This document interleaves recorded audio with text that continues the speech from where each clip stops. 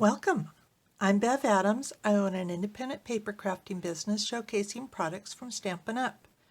I sell the products I used in this project and also a few items to make crafting more convenient. I have the free detailed directions for this project on my website. You'll see where to find that at the end of this video, so don't worry about taking notes. It's time to put stamps, ink, and paper together. I have been sharing projects from this beginner's catalog, Experiencing Creativity, but for this easy project I am using Everything Amazing from the annual catalog. You'll find it on page 20. I think this is a terrific stamp set. It has something for birthday and just a friend card and encouragement, love. I think you can use this stamp set for a lot of card opportunities. If you have been following my Getting Started series, you will have a lot of the products already. So you might want to buy Everything Amazing, but you should already have the Whisper White note cards. And I am suggesting that you buy the Regal's Collection cardstock. With that Regal's Collection, you get 20 sheets of cardstock, 2 each in all of the 10 colors in the Regal's Collection. So that gets you a really good start on your cardstock collection. And then I am also going to suggest that you get the basic black cardstock. You get 24 sheets that's all black. You may already have the basic gray stamp pad. If you got the Hoot Hoot Hooray stamp set, you got it with that kit. If you don't already have that, you can either order that on its own, or you might also want to use the Memento pad. We'll also be using the paper snips, the multi-purpose liquid glue, the Simply Chamois, and the 2 1/4 inch circle punch, which was suggested over here, and the dimensionals. We're also using the Whisper White Craft Stampin' Pad. This ink is a little thicker and it takes a little bit longer to dry, but it's really nice for stamping on dark paper. And then you'll have some choices to make about stamping blocks. So far we've been using the D block, and the stamp is too large for the D block, and I'll have a couple of suggestions to get around that. Or you can buy the E block, which is much larger, and it'll be perfect for this stamp. So let's get started. The card bases they do not come in this case. They'll come in this package, and you're just going to take out an envelope and the card base.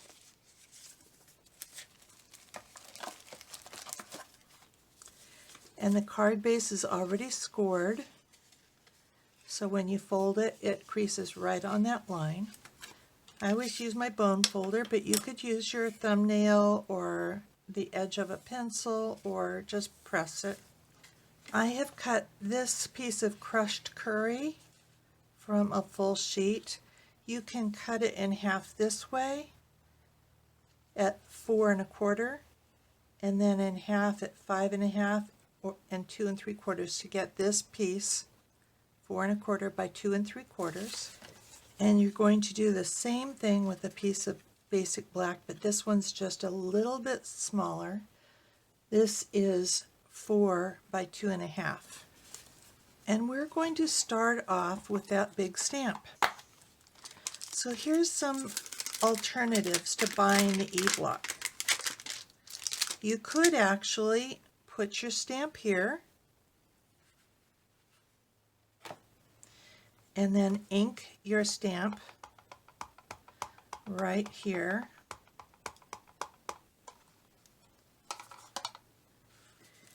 And then place your black cardstock here. Now the problem is you can't really see where you're putting it.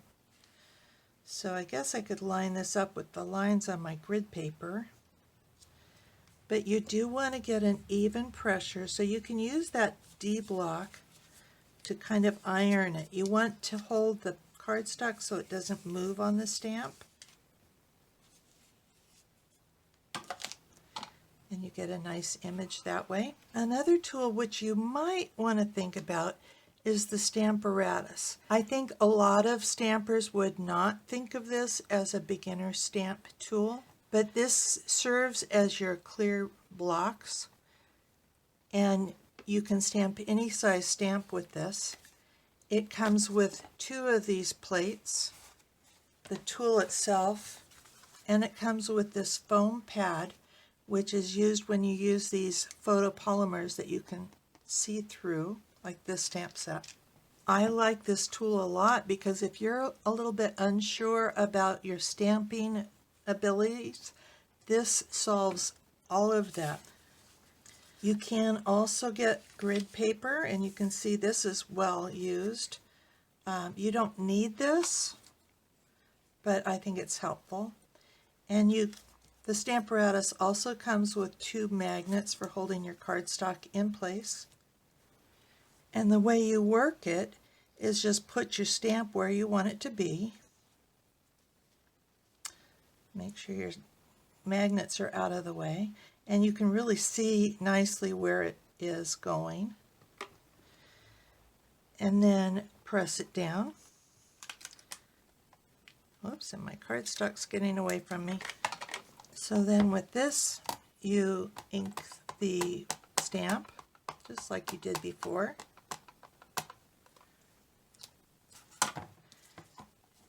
And then fold it down, and you press.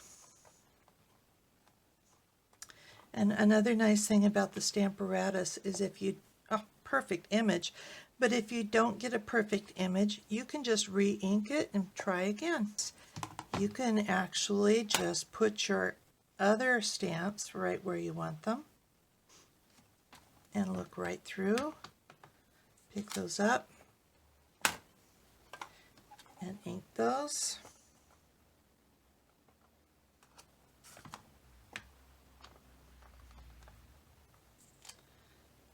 And there you go. Now in this case, I think I want a little bit more ink on birthday, so I'm just going to re-ink that and go right over that, and because nothing has moved, it's going exactly where I want it. If you're using the D block, you can just do the same thing with placing those stamps where you want it here and picking them up with the D block, and then you can stamp them at the same time. Then we're going to do a little bit more stamping with your gray or memento ink. I'm going to be cutting these balloons out of the crushed curry cardstock. And so we're going to need to make sure and stay away from the outer edge of this cardstock. Everything else will be covered up. So I'm going to stamp it about there.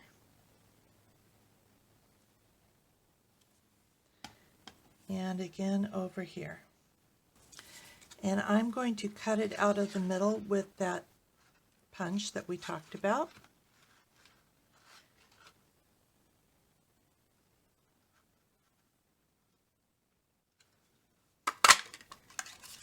You can't punch out a full 2 circles, but that's not what we want anyway. We just want that balloon.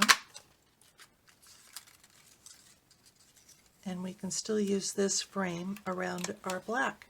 So for this set, we're going to actually, it's called fussy cutting, and just using your snips. And you can use whatever scissors you have at home, but I do think that these snips are worth the extra money. They're very sharp. They do have a very fine tip on them.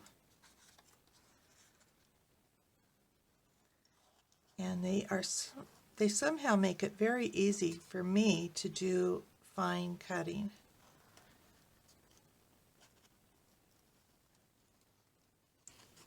Now I'm just going to go around. I'm not going to worry about cutting out between the balloons. You could if you wanted to.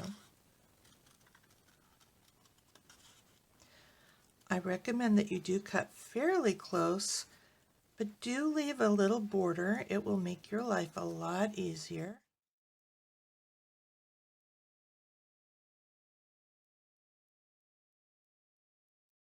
I do like to recommend that you turn the paper instead of your elbow.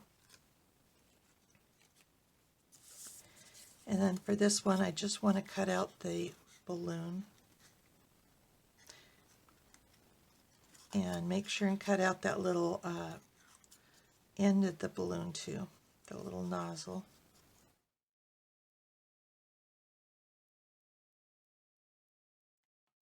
Now I'm going to stamp these candles across the bottom.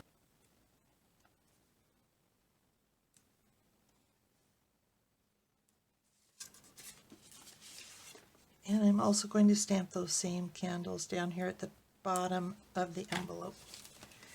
And you may want to stamp this little birthday hat inside the card as well. Totally up to you. And now we're ready to assemble our card. I have this frame from the crushed curry. Looks like I got awfully close up there. So I'm going to put my glue around that so I don't have to worry about gluing myself to the paper. And I'm going to put this over the top. And I have plenty of room up there. Then I'm going to use Stampin' Dimensionals to pop that layer up. And I like to put one in the middle too, just to give it extra support. And then just put this in the front of your card. That layer of crushed curry really adds a lot to this card. I'm going to use a dimensional on that single balloon.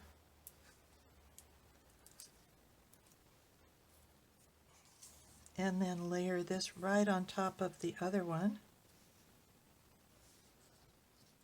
Now, if I had a lot of the background from this bottom layer sticking out, I would probably trim it down a little bit.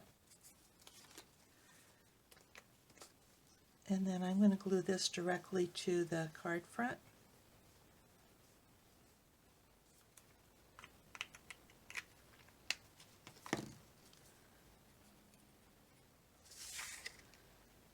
And we'll put that right there. Now this part's sticking out quite a bit. I think what I'm going to do is put a dimensional under there just to give it a little extra support. And my card is done. Here is the web address for this project where you'll find the free detailed directions and links for the products I used. Just click the links and you'll be taken to my online store at Stampin' Up! Under Shop, I have tips for online shopping, frequent shopping rewards, and products I offer to help you stay organized. I offer a cardstock sampler, taggers to help you identify those dies with lots of similar shapes, heavy-duty bags to store 12 by 12 and 6 by 6 paper, a replacement tip for the fine tip glue pen in case yours gets clogged, and a bow maker. Share my Evernote notebook of current products for a nominal contribution. It functions as a fully searchable catalog. Inspiration takes you to all my projects.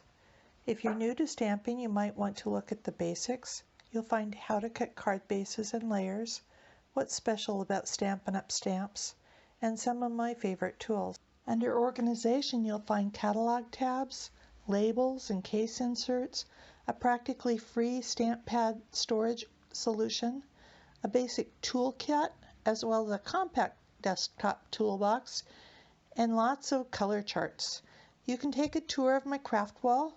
More organization means more time for crafting.